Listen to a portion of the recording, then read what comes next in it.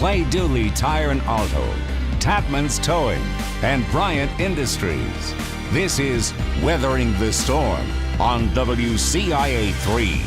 Hello and welcome to Weathering the Storm. I'm Chief Meteorologist Kevin Laddie, along with meteorologists Jacob Dickey, Adam Sherinsky, and Seth Bonoff. Over the next 30 minutes, we're going to be preparing you for the upcoming severe weather season. We'll learn more about what to do if you are caught in your car during a flood and what things you should grab before a tornado. And with recent hailstorms, we take a look at what you should do the next time your house is hit by hail. Also, a look back at the Taylorville tornado, which will have its 5-year anniversary later this year. And we're going to spin the weather wheel to debut a cool new feature we call Reality Weather that will bring the weather to life.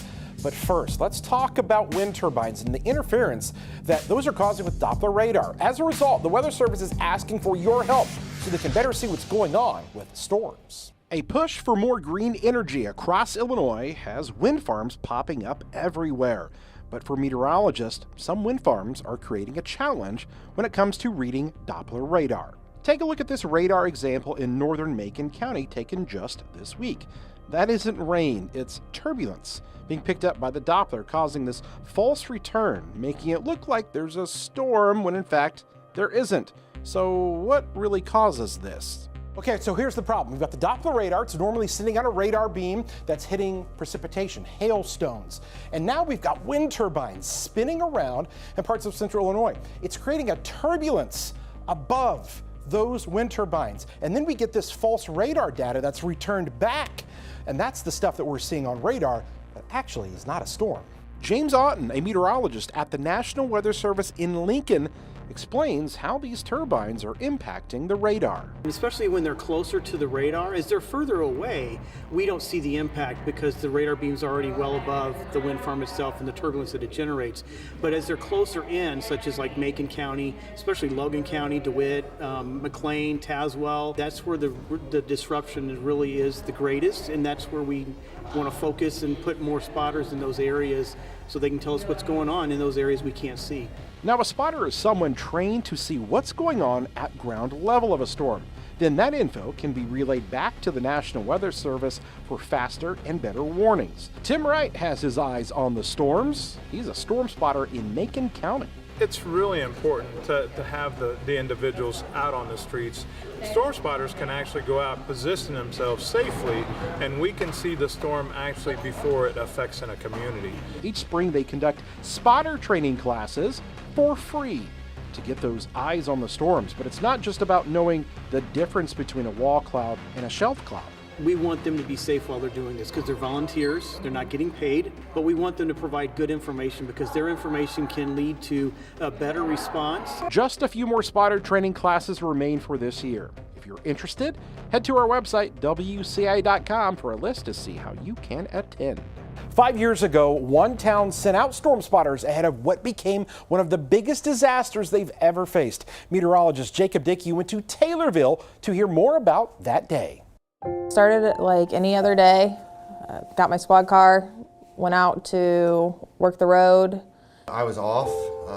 I worked in the yard all day because it was unseasonably warm. And we ended up hearing that there was some severe weather and they were calling for weather spotters. And that's when we did what we call a station coverage page, and we paged all the members to let them know something was coming and that they need to come to the firehouse. So. And at that point, when the severe weather had started, I was heading out to 48 and the hail started, so I took cover. And kind of during the tornado and for maybe the first 2 minutes after, it was just dead silence. It was kind of eerie, even in the firehouse, and that's when the dispatcher called and said, I have a list of calls pending. Every time that the radio went off, it was the tornado just hit here, the tornado just hit here. And you could hear it, I mean, it sounded like a faint train on that side of town. There were a lot of houses damaged, a lot of people that were, displaced because of it, which was heartbreaking. But I mean, our city really came together and it made me know I was in the right place. Our primary engine that night was engine 1. And on that engine was one of our firemen. The very first call that we got was for the house next to his house, and they actually said his name. So he was out there working to find these people trapped in a house and saw his house. And he took a minute or two, and then just went right back to work. Even though his whole home and his life was destroyed at that period of time, he continued to go help everyone else. You had trees down, you had trees in through houses and roofs and everything. We were very lucky on having no fatalities. I mean, that was in itself a complete miracle. Don't really understand how nobody died, but we were just very, very lucky. You don't want to rely on luck in severe weather situations, whether it's tornadoes, lightning, or in our next story, flooding that can catch even the most weather-weary off guard. Flooding may not be the first thing you worry about with severe weather, but underestimating the power of this dangerous event may be a big reason why it's one of nature's deadliest. According to an annual report put together by the National Weather Service, in 2021, flooding was the second leading cause of weather-related deaths behind only the heat. Now, what you might find surprising is that of those flood-related deaths, 55% of them occurred to somebody in a vehicle. Now, I talked to one of the most weather-aware people that I know about a time where an innocent drive on just a normal rainy night turned into a nightmare. That person was my own dad. It had happened so fast, it was scary. I've never been more scared of a weather event in my life than what I was that night. That's how my dad described a night 8 years ago, where he and my brother were trying to get my now sister-in-law home before a heavy rainfall, but instead got caught in the middle of it. There was rain coming, but thought we had plenty of time to get down and back. It was a 15-minute drive, so I thought in half an hour we'll be down and back, no issues at all. Getting her home was no issue, but the trip back was a different story. And I'm familiar with the roadway through here, been through it many times in my lifetime. There was some water across the road and thought, we can get through this, it's not that big a deal. So start to drive through it, the van drowns out, the van dies. And you really started to get terrified at that point in time. There had been just enough water on the road to pose a life-threatening risk. The water was probably 6 inches, a foot deep. It wasn't real wide, but it was deep. It took us about an hour to make that last 3 miles. According to the National Weather Service, it takes just 6 inches of water to sweep a person off of their feet or to stall a normal-sized vehicle. And when it comes to a whole foot of water, that's enough to completely stall out most sized vehicles and actually start to sweep them down the road. To stay safe in your vehicle in a flooding situation, you want to avoid driving in low-lying areas, and if possible, don't drive at night, as it is nearly impossible to know how deep the water is.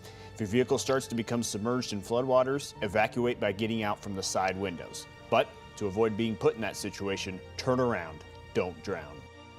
Here at WCIA, we're about to unveil a new tool. It's called Reality Weather. We're going to be showing you weather with a little bit of a different flair, more of a 3D aspect, really immerse you into that. And to kind of kick that off, we want to kind of teach you about some weather things like hail and wind and lightning and tornadoes and flooding. And so we've got the WCIA weather wheel here that we're going to spin, and whenever it lands on, we're going to talk about these individual impacts. And here comes our spin on the weather wheel.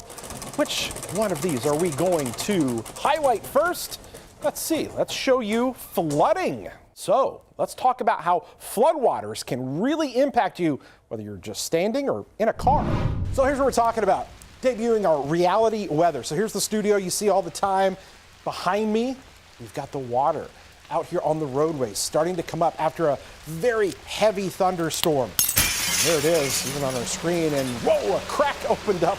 And now the studio is filling up with water. But in all seriousness, flooding is a very big deal.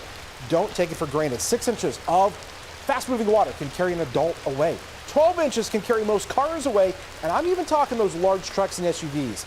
Just 18 to 24 inches will take those floating down the road. It's just a good rule of thumb to always remember, turn around, don't drown. Next on Weathering the Storm, learn about severe weather myths and facts, and which 5 things you should grab when a tornado is approaching. But first, can you answer this weather question?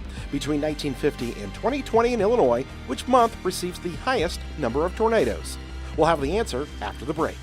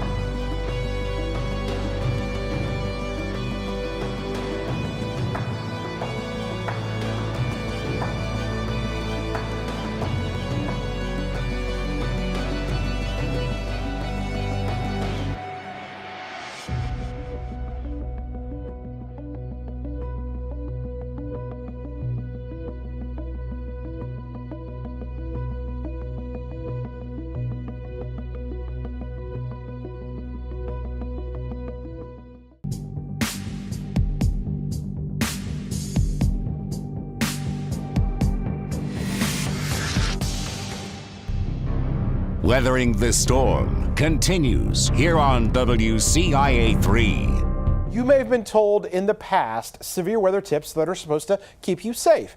Meteorologist Adam Sherwinski quizzed local residents on what weather tips may be fact or fiction. Spring is here, and now is the time to work out your severe storm plans and brush up on what severe weather tips can help keep you safe. I decided to ask residents here in Central Illinois on social media and in person if the severe weather info they'd been given in the past was fact or fiction. Fact or fiction, an overpass is a safe spot while on the road during a tornado. Fiction. Fiction. Fiction. And while they're built to be structurally sound, bridges and overpasses are some of the worst spots to be in when seeking shelter for severe weather, especially in the case of a tornado. The overpass can channel winds as the tornado passes through and blow out those sheltering or hurl debris that could cause serious damage. Fact or fiction, using a phone can be dangerous during a thunderstorm with lots of lightning. Fiction. Fact. Fact.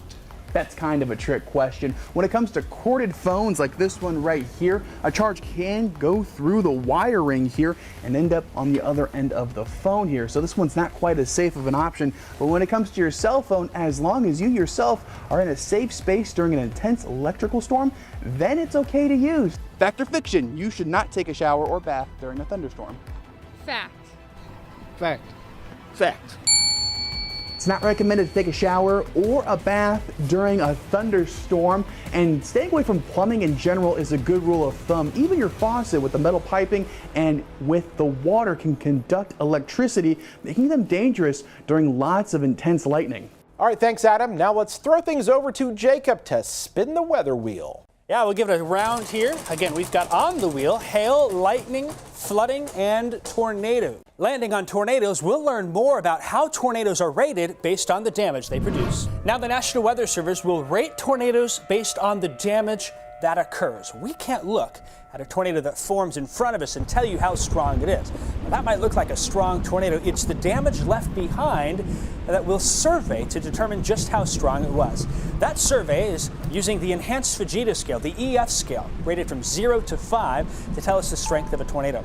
An EF0 tornado, that's really weak, under 85 miles an hour. Those are rather common here in Central Illinois. An EF1 tornado has winds up to 110 miles an hour. When we talk about significant tornadoes, those are EF2s and above. 111 to 135 miles an hour is an EF2. EF3 gets us to 165 miles per hour. And then the violent tornadoes, EF4s and 5s, these are very rare, but still can have winds of 200 miles an hour or even higher than that.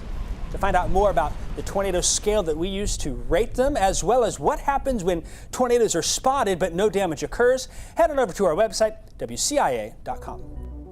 Okay, I want you to stop and think about this for a second. First, imagine you're at home, and all of a sudden the skies above are getting dark. The rain is coming down. Suddenly a tornado forms, and you've got to take shelter. Which 5 things are you going to grab before things like that come flying at you? All right, here we go. Your 5 things. Think about it. Your wallet. You're going to want this. It's got your cash, your ID in there, credit cards. Tornado comes, that'll come in handy, or your purse as well. How about a bike helmet, okay? This will protect your head. Flying debris. A lot of deaths occur from blunt force trauma to the head. Have that for you and the kids. Your shoes. You may be saying, why my shoes? Think about it. If there are 2x4 splintered nails all over the place after a tornado hits, you'd rather have these on your feet than barefoot and socks, right? Of course, your cellular phone, so you can call somebody, let them know that a tornado has impacted your house and maybe you need rescuing. Well, what if you need rescuing and the cell phone doesn't work because the cell phone towers are gone? How are you going to notify those first responders that you need help?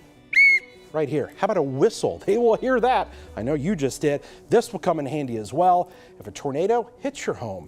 Just some of the 5 things to take before a tornado. Next on Weathering the Storm, learn about how to make a claim if your roof is damaged by hail and what size of hail actually starts causing that damage to your property. But first, can you guess this weather question? How big was the largest officially documented hailstone in Illinois? We'll have the answer after the break.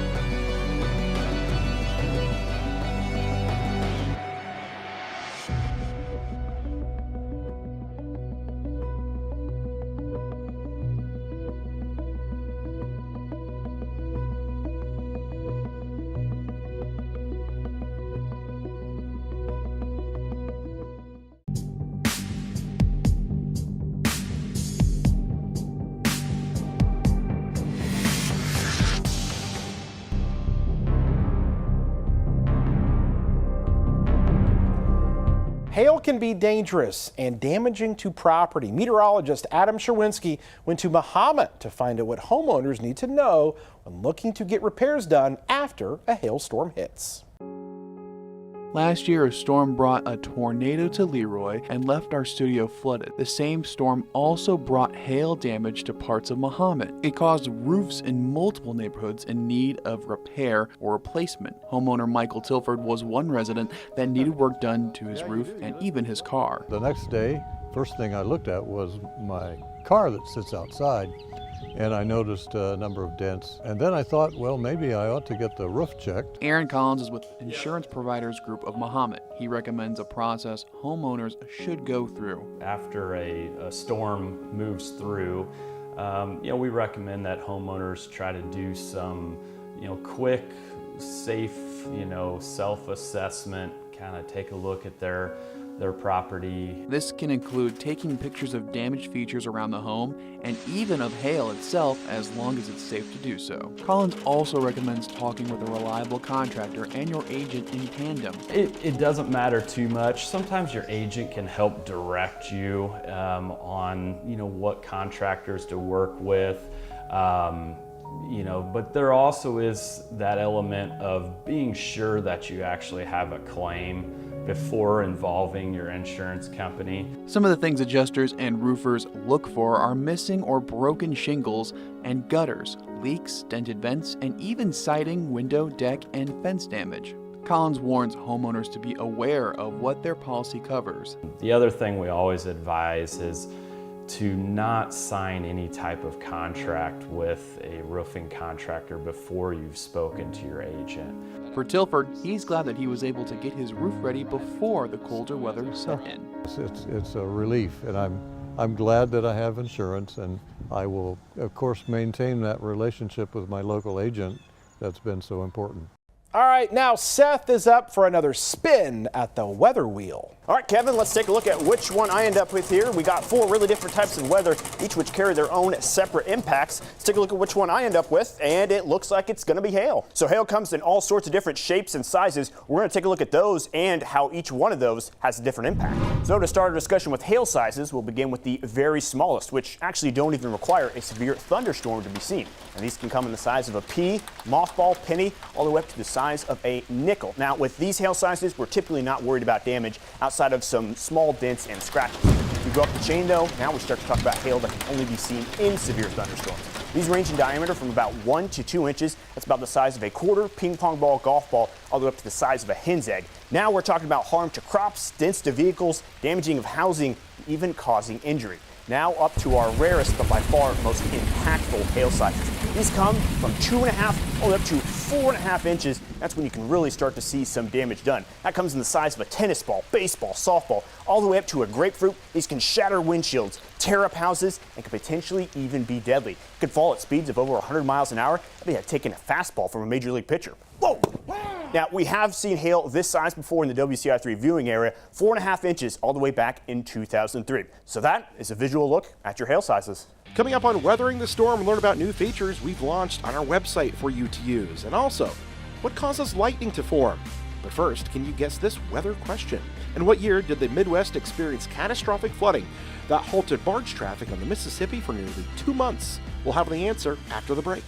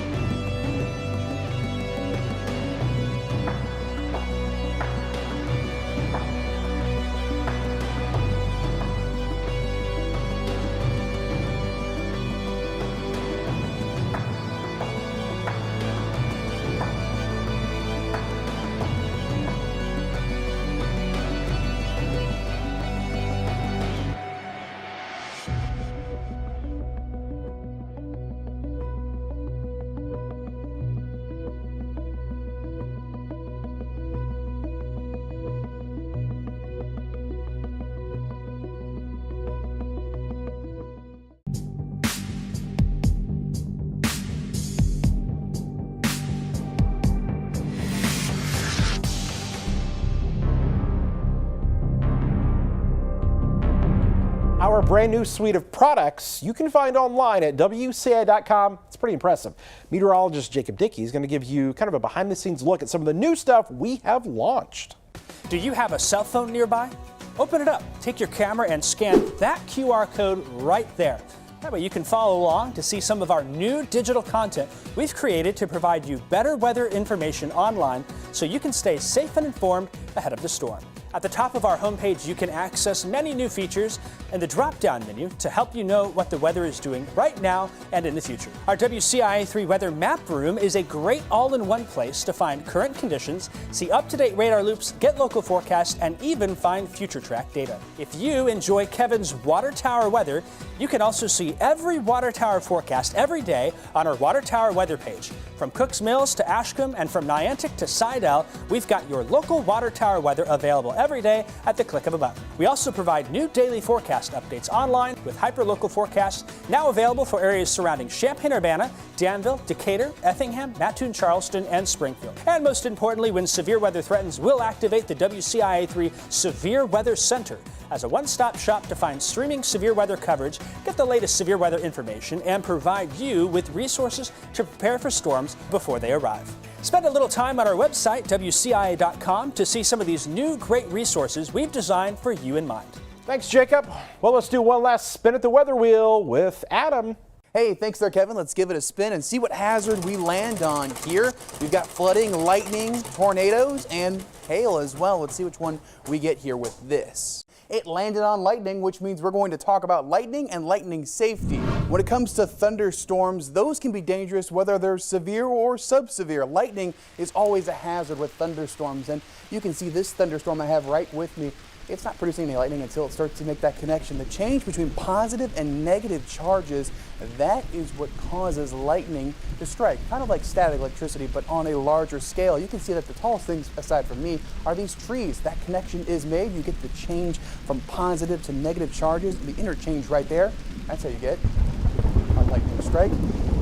Sometimes trees are the tallest things, so they get struck pretty quickly. It's easier to make that connection with taller objects. You don't want to be one of those taller objects. Make sure you get indoors when thunder roars.